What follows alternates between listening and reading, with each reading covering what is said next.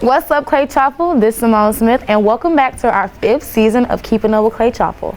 In this episode, we will be highlighting some of the events of the past month and giving you some tips for celebrating Halloween this weekend.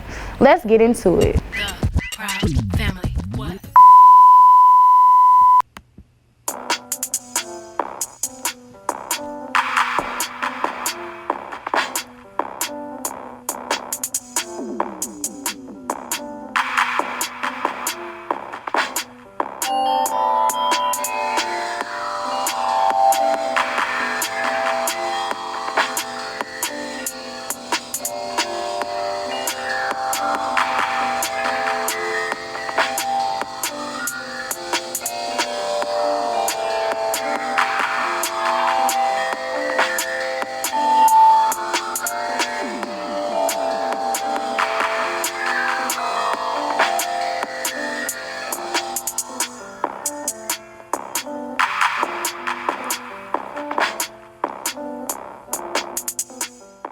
We are officially at the end of our regular football season and looking forward to the playoffs. Here's Tristan Webster with the story on a recent social media campaign by our CCHS football team. Over the last 20 years, our Clay-Chalkville football program has produced many star athletes, some who have even gone on to play for college and professional teams. Many of these players can trace their roots back to their time in Clay-Chalkville youth football. Our football team's social media accounts have been highlighting a few of these players throughout the hashtag called ClayBuilt. As we look forward to the playoffs, we want to sit down with some of these athletes and find out what it means to be ClayBuilt and how this community has shaped them into what they are today. Hey, my name is Jaden Sweeney, number 20 for Clay-Chalkville football team. I play safety. We asked him, what does Clay mean to him? It means a lot, like with all the support that we have, like on the football team, basketball team, with sports period. It's like the fans coming out and support. You can't find it no other place. Next, we interviewed Edward Osley and asked him what it means to be Clay-Built. Clay-Built. I believe Clay-Built means like exceeding a high level, going out there and just being, doing the right things, being a better person, treating others right. Next, we interviewed Coach Hart and asked him how long he's played for Clay and what it means to him to come back to Clay after playing for all these years. I started playing for Clay back in, 1997, which I was 5 years old, so I started playing in Clay Rec, which is the ball field that used to be right here where the softball field is now. I played all the way through. I graduated high school from here in 2010, played for Coach Hood. So it was just really special for me to be able to come back and coach this group and be able to coach in my alma mater. Next, we asked him, what does the community mean to him, especially after growing up in the community, graduating from the high school, and now coming back and working there? I think that's a good question because for me, I went to school here, I played here, I graduated from here, and so coming back was always a good opportunity for me because the Clay community does mean so much to me. Going back years ago from when I was in kindergarten until now, just everybody in the community, how close-knit we are, just going to the grocery store and seeing people and saying hello. And the friendly environment and the friendliness of the people is what means the most to me. We look forward to seeing the future generation for the city of Clay as we strive for greatness and to have a warrior's heart. The first few months of school have been filled with testing, from the pre-ACT to the work keys and iReady test. It seems like students have been taking tests almost weekly around here. But what are these tests for? Sam Nesbitt has the story. In my opinion, I feel like the iReady tests were really pointless. The iReady test was overwhelming. I was an online student last year, so coming back and doing the iReady test was extremely hard for me. The iReady test was okay at first, but once you get halfway through it, it gets boring and you just start guessing. So after that, the scores are just useless. Hi, my name is Sam Nesbitt, and I'm here reporting a story on Jeffco learning loss and how the district at our school is working on recovering that lost education from COVID. I've been hearing a lot about learning loss, and that's something that's come up a lot in conversations about schools and being back in person. Have students experienced learning loss? And I think that there is definitely some evidence of that being true. You know, we look at some of the scores that we're already seeing from iReady. It's clear that for a good bit of our students, COVID has had an impact on their academic success and their learning.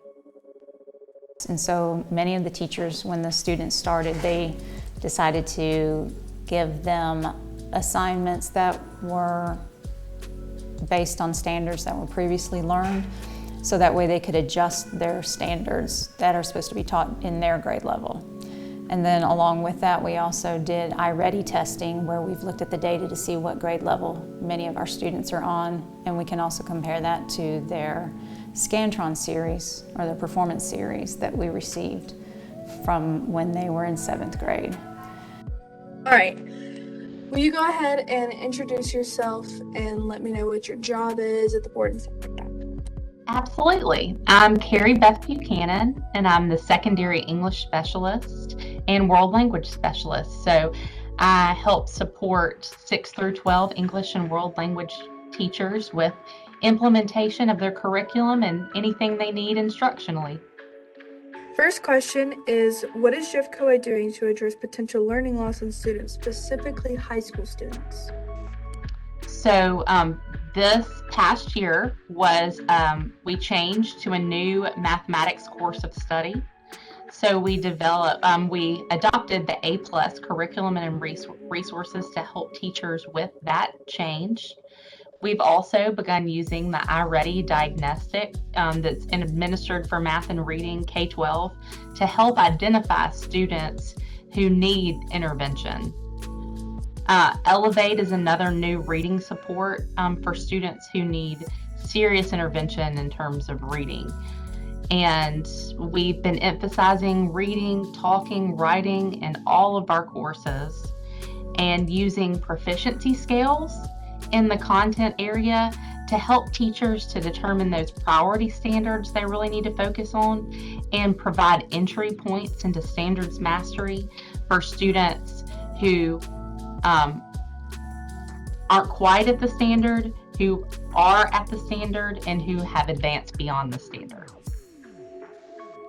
If you can answer this question, then I would like to know, what has the preliminary data from the iReady testing revealed about student learning and academic loss?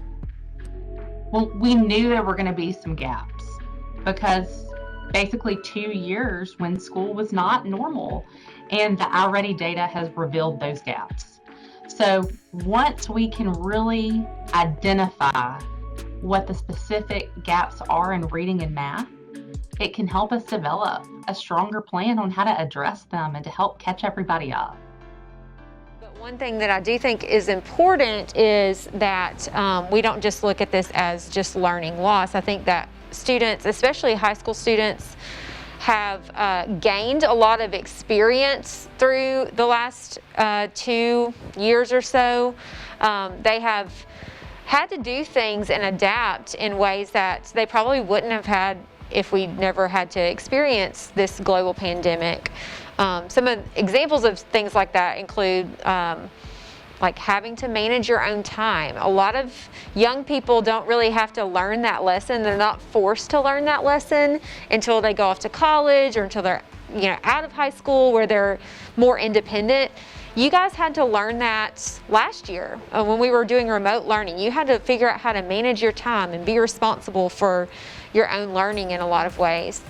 While it's important to address the maybe academic learning loss that some students have seen over the last year or so, it's also equally important to acknowledge some of the experiences and opportunities that students have had to grow in ways that maybe they wouldn't have had. We're trying to take this data and come up with a plan to fill in the math and English and reading, because those are the subjects that we're most concerned with. And the iReady test will give them a learning path that we're going to use during our long 4th period class, since that is our lunch schedule, and we're in that period for 2 hours. And students will be able to work on their own learning path that was designed for them based on their scores in the iReady test to try to catch up, so they can see where they can get to their current grade level. What else should we know about what Jeffco is doing to help us return to normal after these last 2 years? Well, we're really trying to continue extracurricular activities in person when we can, and make adjustments just to keep students involved. But as we're trying to get things back to normal, I mean, the most important thing is just keeping in mind the health and welfare of our students, and making sure that we can do as much normally as we can, but making sure that everybody's safe as well. This has been Sam Nesbitt with CCN TV. Back to you, Simone. As many of you guys know, Halloween is right around the corner. But do you guys really know the origin of this horrifying holiday? Here's Cody Moreno with this story. Thanks, Simone. Now, I'm Cody Moreno, and we're going to be going over Halloween's horrifying history.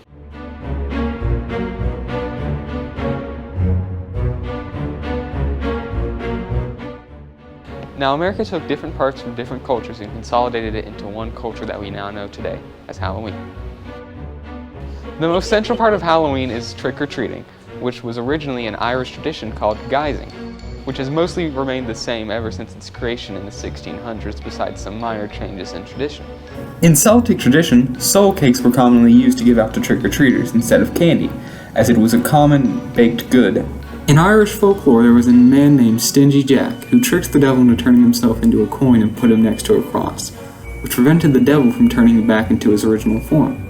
The devil promised Jack that if he let him go, he wouldn't bother Jack for a year.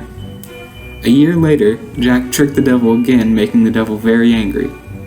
But when Jack finally died, he wasn't accepted into heaven, but the devil didn't want him either. So Jack was sent to wander the earth with a single burning coal inside of a turnip to be used as a lantern. This is where the phrase jack-o'-lanterns come from Stingy Jack. But you may be asking, why did they use turnips? Well, in Ireland, it was much more common for turnips to grow than pumpkins in America. So whenever Celtics moved over to America, they began using pumpkins instead because of the similarities between pumpkins and turnips. And that's all we have for today, and hand it back to you, Simone. Now we have a video about the Springville Waterworks Car Wash that has been hosting a spooky car wash over the past month. Hello CCHS, this is Cameron McGinnis, and today we'll be broadcasting the Springville's Haunted Car Wash, Waterworks. We've interviewed the assistant manager to see how this amazing experience was created. So my name's Nathan Holland. I'm the assistant site manager here at Waterworks Car Wash. Mainly it was just so we could, have fun and do something nice for the community and just give back, let everyone have a nice fun thing they could do on the weekends. It's been pretty good. We usually stay pretty busy during the haunted wash. It'll run from 8 to 11, and it stays pretty busy, so we do pretty good for it. Honestly, just have fun. Just have fun, get a little spooked out, be nice. But for the most part, just have fun. As you all can see, Waterworks Car Wash was a great experience. Now, if you all want to experience a spooky car wash, here are the days that's left on the screen. Handing back to you, Simone. Thanks, Cameron. Are you ripping and running trying to find a Halloween costume? Well, Autumn is here to save the day. She has some insight on where to shop at some inexpensive stores. Check it out. Hey guys, this is Autumn Bryant with CCN TV. Today I'm going to give you tips and advice on how to find a good Halloween costume. If you struggle, just like I do, well hopefully this video helps you. I have a lot to say and not a lot of time, so let's get into it. Today's first stop is good old Walmart, and we are making a beeline for the Halloween section. I don't know about y'all, but there's some good things over there. Let me show y'all what they had. We got our boy Woody making an appearance, okay, for 1997, best Woody out there, period, no cap. They got the hat, y'all, he be styling. An inflatable velociraptor. Don't skip on the velociraptors. While I was at Walmart, I decided to get some interviews from a couple of people. Here's what they had to say. So what's your name? My name is Marlicia. Okay, and what's your go-to Halloween costume? My go-to Halloween costume will be light skin Keisha, definitely. Light skin. What's your name? Darren. What's your go-to Halloween costume? Basketball player. So what is your name? My name is Brian Byers. And what's your go-to Halloween costume? Yarn. And what else would go with the yarn? cat. My girlfriend was the cat. So she would chase me and I was the yarn. So that was a good trip. There was a lot of Halloween costumes and decorations that we found, and we got some interviews from different people. So now we are on to our next stop, which is a very underrated store. Thrift Store. There are a lot of things you can find in the thrift stores, and you can make your favorite outfits just like these out of clothes and shoes from the thrift store. So let's see what we can find. Alright, let's see. We got some good old clothes going on. I like this shirt. Very much teenager. Very much emo kid. Sorry. Very much is. Let's see. We got... oh, this camo shirt is cute. Okay, very much hunter. I see you. Very much camouflage. I got it. Some bags. Okay. Oh, I like this. Very much doctor. You know. You want to be a doctor? Go get that bag. And hurry up. Might sell out. I like this orange bag. That's cute.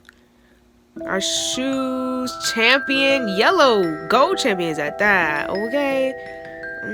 Oh, I like these heels. I don't know about you guys, but I call this a very successful trip. Last but not least, who doesn't love some tasty, easy treats to get you in the spirit of Halloween? Watch as Tiffany whips it up in the kitchen to create some delicious festive treats. Food for a Fright Fest. First, we are heading to Walmart to pick up a few ingredients for our first food. Let's go. The first food we are going to make are mummy dogs. You will need crescent rolls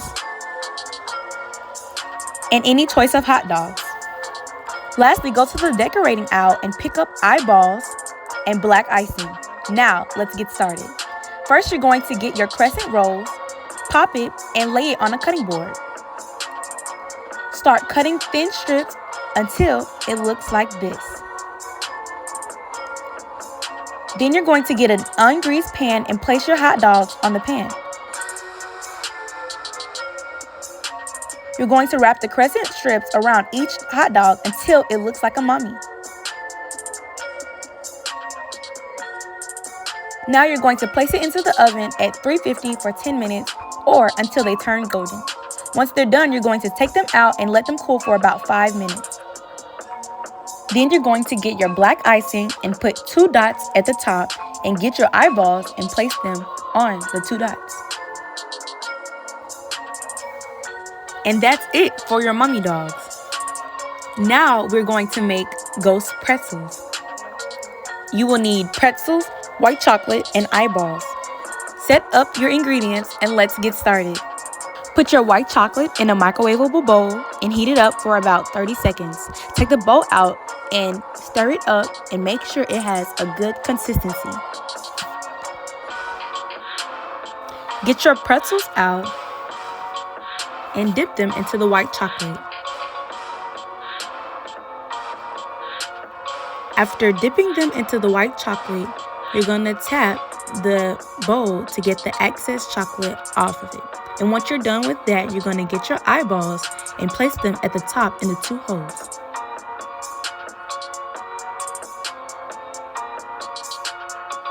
You're done with your ghost pretzels. Our last food, we are going to make our haunted mud pies.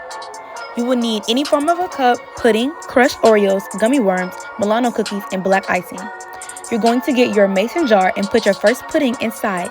Then you're going to cover it with your crushed Oreos.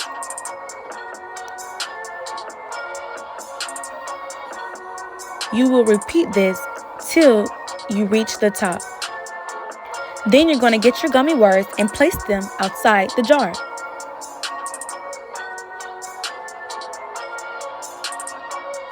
Whenever you're done with that, you're going to get your Milano cookies and your black icing. And you're going to write RIP on the front side of the cookie. And in 3, 2, 1, you have your spooky foods for this year's Fright Fest. Hope you enjoy. This has been Tiffany Davis with your CCN TV. Thank you guys so much for watching. See you later, Clay-Chalkville.